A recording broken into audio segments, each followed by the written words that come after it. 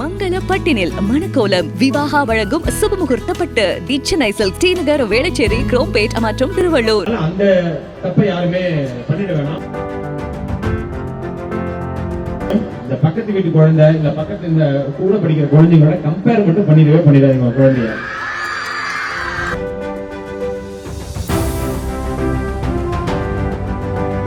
முன்னாடி மாதிரி கிடையாது. இப்பெல்லாம் சின்ன பசங்களுக்கு எல்லாமே தெரியுது.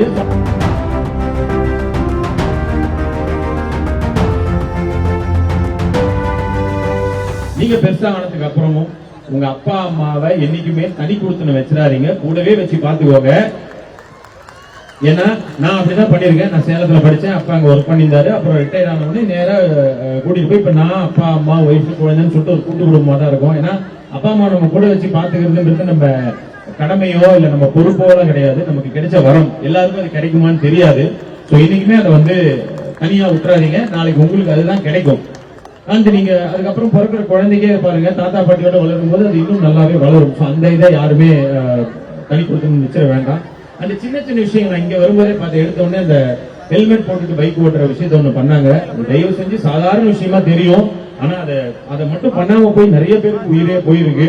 சோ ஹெல்மெட் போடுறது பைக் ஓட்டும் போது, மேபி பெற்றோர்கள் இருக்கிறதுனால சொன்ன கார் ஓட்டும் போது சீட் பெல்ட் போடுறது, இந்த மாதிரி சின்ன சின்ன விஷயங்களை ஃபாலோ பண்ணுங்க. ஏன்னா நீங்க ஃபாலோ பண்ணாதான் உங்க பசங்க உங்களை பார்த்து ஃபாலோ பண்ணுவாங்க, இல்லைன்னா அவங்க ஃபாலோ பண்ண மாட்டாங்க.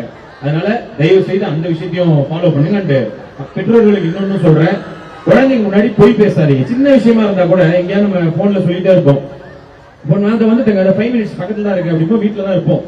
குழந்தைங்க பார்க்கும், என்ன இங்க வீட்டுல இருந்துட்டு இங்க வந்துட்டேன் அப்படின்னு சொல்றாருன்னு சொல்லிட்டு. சோ அவங்களுக்கும் நம்ம நாளைக்கு சொல்லலாம்னு தோணும். அதனால அந்த தப்பை யாருமே பண்ணிட வேணாம். போய் சொன்னீங்கன்னா அதை பார்த்து வளர குழந்தைங்களும் அதே மாதிரிதான் பண்ணுவாங்க. நம்ம தப்பான முன்னுதாரணமா குழந்தைங்களுக்கு இருந்துடக்கூடாது.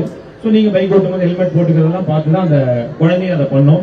அண்ட் இன்னொரு முக்கியமான விஷயம், இந்த பக்கத்து வீட்டு குழந்தை இல்ல பக்கத்து இந்த கூட படிக்கிற குழந்தைங்களோட கம்பேர் மட்டும் பண்ணிடாதீங்க குழந்தைய.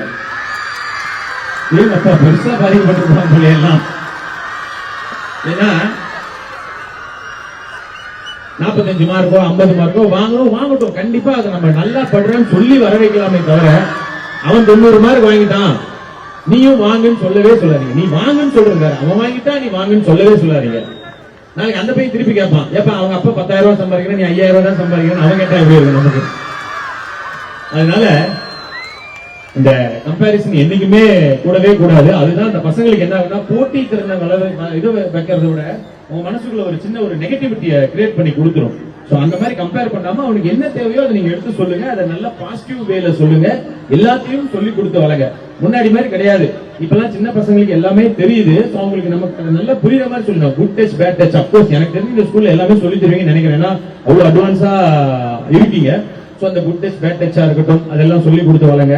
அது இன்னொரு முக்கியமான விஷயம், இந்த பரீட்சையில ஃபெயில் ஆயிட்டா இந்த நிறைய பேர் எல்லாம் பண்றதை நான் பாக்குறேன். அதனாலதான் ஒரு வாட்டி 10th ரிசல்ட் 12th ரிசல்ட் வரும்போது எனக்கு பேப்பர் பார்க்கவே பயமா இருக்கும். அடுத்த நாள் வந்து நிறைய பசங்க ஃபெயில் ஆயிட்டுன்னு சொல்லி சூசைட் பண்ணிக்கிறதெல்லாம் பார்ப்பேன்.